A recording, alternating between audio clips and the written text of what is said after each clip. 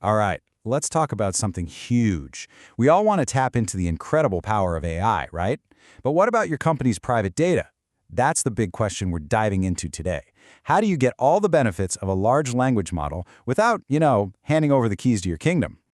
So this is probably something that's crossed your mind, right? You've got all this valuable internal data. We're talking sensitive client info, employee files, maybe even your secret sauce, your proprietary code. And you're thinking, man, I could do so much with AI if I could just point it at all this stuff. But then that little voice in your head kicks in. The one that starts screaming the second you think about uploading all that to some third-party cloud service. And you know what? That little voice is absolutely right. Because let's be real, most cloud-based AI tools mean one thing. You have to send your data out. The moment you do that, you're opening up a whole can of worms. We're talking about exposing everything from your strategic plans to private employee details. It's a massive risk. And look, this isn't some far-off what-if scenario. You see the headlines every single day. Big companies getting hit with major data breaches. The thing is, when you use an external server, it doesn't matter how great your security is. You're basically trusting someone else to guard your most precious secrets. And those servers, they've got a giant target painted on their back. Even if there's never a breach, there's a bigger issue here. It's about control, plain and simple. The second your data leaves your building, you've lost control. You don't really know how it's being used or what they're learning from your operational patterns. You're basically a passenger in your own car, and you're just hoping the driver knows where they're going. Okay, so we've laid out the problem pretty clearly. But what's the solution? How do we get the best of both worlds? All that amazing AI power without any of the risk? Well, the answer is simpler than you might think. You bring it all home. You build it right there, on-premise, inside your own digital walls. That way, nothing ever has to leave. The magic that makes this all possible is a technique called Retrieval Augmented Generation, or as everyone calls it, RAG.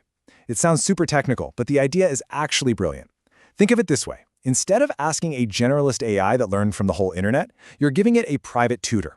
A tutor that has only read your company's documents, your knowledge base. So when you ask it a question, it's not guessing. It's giving you answers based on your own proven factual data. So what does this get you? Well, the benefits are huge. First, the obvious one, privacy. Your data never leaves your hardware. End of story. You get total control over everything, the data, the models, the whole shebang. Plus, because everything's local, it's often way faster, no network lag. And let's talk about money for a second. This is a big one. You can say goodbye to those expensive recurring cloud service fees. And a really cool bonus, your system works even if your internet goes down. Pretty neat, huh? All right, so that all sounds great in theory, but how does it actually fit together? Let's pop the hood and take a look at the anatomy of one of these local RAG systems. Okay, let's trace the path of a question. So you, the user, ask something. The first thing you'll notice is where your query doesn't go. It doesn't go out to the internet. Instead, it goes straight to your private, local vector database. This thing is like your company's own secure, searchable brain. The system instantly finds the most relevant pieces of information from your documents to answer your question.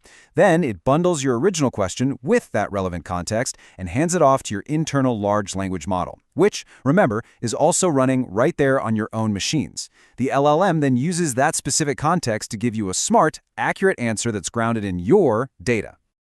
Now, I know looking at that diagram might seem a little intimidating. You might be thinking, this sounds complicated to set up. But honestly, with tools like Llama, it's gotten incredibly straightforward. Let's break down the basic setup into just 3 steps. Okay, step 1, you spin up a local vector database. You can do this easily with something like Docker. This is going to be that secure knowledge store we just talked about. Step 2, you get Ollama itself running. And believe it or not, it's often just a single Docker command like the one you see here. That one line fires up the whole AI engine. And then step 3, you just tell Llama which models you want to use. You can pull down powerful open source models like Mistral or Llama 3 with another simple command. And that's it. The core of your private AI system is now up and running on your own machine. So the engine is built. Now we need to give it some fuel. And that fuel is your data. This happens in 2 main phases. First, teaching the system what you know, and second, asking it questions. So phase 1 is what we call ingestion. This is where you feed the system your private files. Think about all those employee handbooks, HR policies, technical manuals, whatever you have. The system takes these documents, breaks them down into manageable little chunks, and then does something really clever. It converts each chunk into a numerical representation called an embedding. Now, the best way to think about an embedding is like a set of GPS coordinates, but for meaning. It allows the system to understand which ideas and concepts are close to each other mathematically. And it's these coordinates that get stored in your local vector database. Then comes phase 2, the query. This is when you ask your question. So what does the system do? It takes your question and turns it into an embedding too. It finds the GPS coordinates for your question's meaning.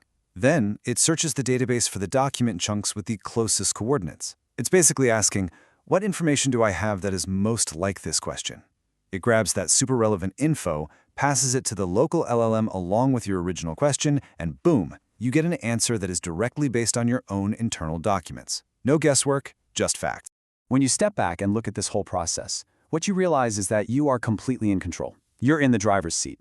This isn't just about keeping data private. It's about true ownership and independence. It's what we call data sovereignty. And this quote really hits the nail on the head.